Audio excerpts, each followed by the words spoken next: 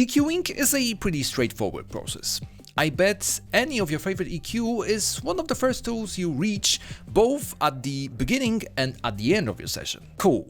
But what if I told you even this very simple process can be misunderstood and lead into more harm than good? We have many videos covering the correct way to use EQ and some of the cool EQ cheat codes, but this one will be all about the common mistakes. This one goes both to those of you who really like to add character, or those who want to juggle between presets, not knowing what they are really made for. Here I have two of my favorite analog module EQ. Even in default state, they add a little bit of character. First one has slight dips across the spectrum with a little bit of high shelf, while the second one gives a bit of low cut and saturation in low to low mid range. The difference when I turn them on might not be that big, but once you start adjusting and turn the thing off,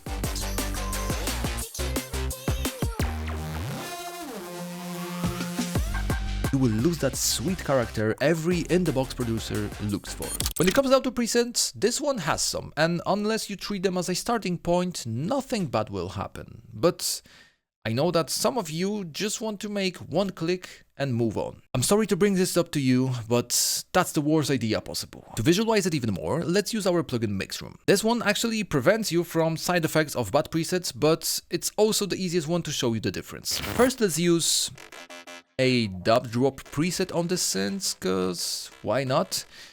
Wait a second and apply the suggested adjustments. Cool. Now let's switch to the second layer and apply the same preset here. See what I mean? The results are similar, yet we got more bands on the second one and a high boost taking space in a different range. Now let's try to do the same thing but with our good old friend and its presets.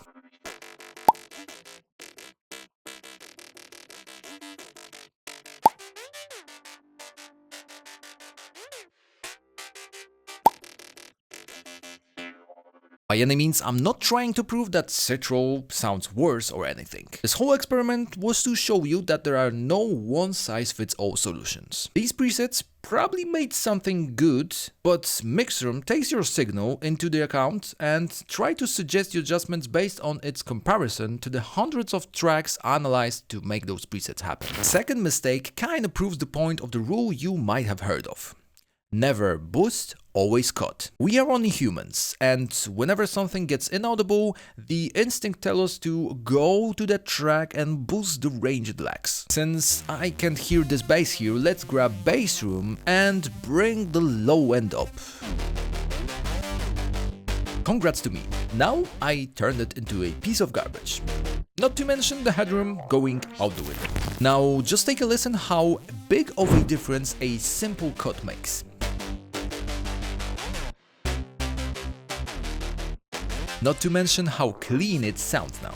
Please don't judge me for showing you extreme examples, but I really want you to get the idea and get away from making those mistakes. But it's not that boosts are forbidden. Very extreme ones were great for while sound designing, or if you really want to get the specific effect. Speaking of mixing or further mastering, you should avoid being heavy-handed, or try another technique which I show you in a second, but first, quick break from our tool that feels like cheating in this case. Fuser handles frequency masking in a most transparent way.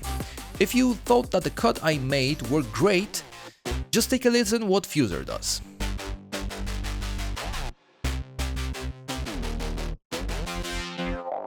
This example is pretty simple, but just imagine what it does to vocals you want to cut through or clashing instruments. You can try it out for yourself by clicking the link right below the like button. But back to boosts as I promised. A great alternative to use is saturation instead of regular EQ. I went a little bit more in depth to the concept of saturation in this video, but just as a reminder, it adds harmonics, which are new frequencies instead of boosting what's already there. Just take a listen to the difference between the regular EQ boost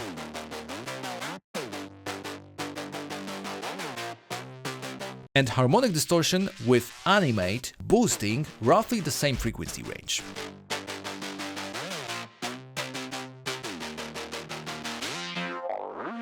Now what if I told you that all of those previous examples were horribly bad? But can you guess why? Just for a little hint, listen to the song after this whole boosting, cutting and saturating.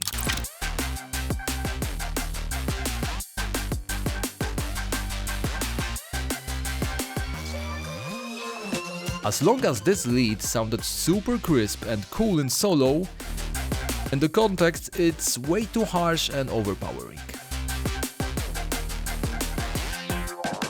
Yes, that's the issue here.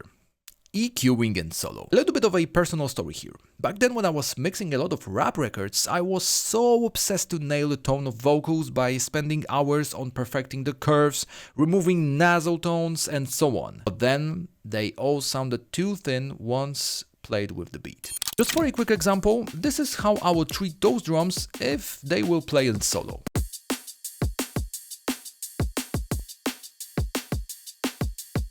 Sounds fine, but let's check in the context.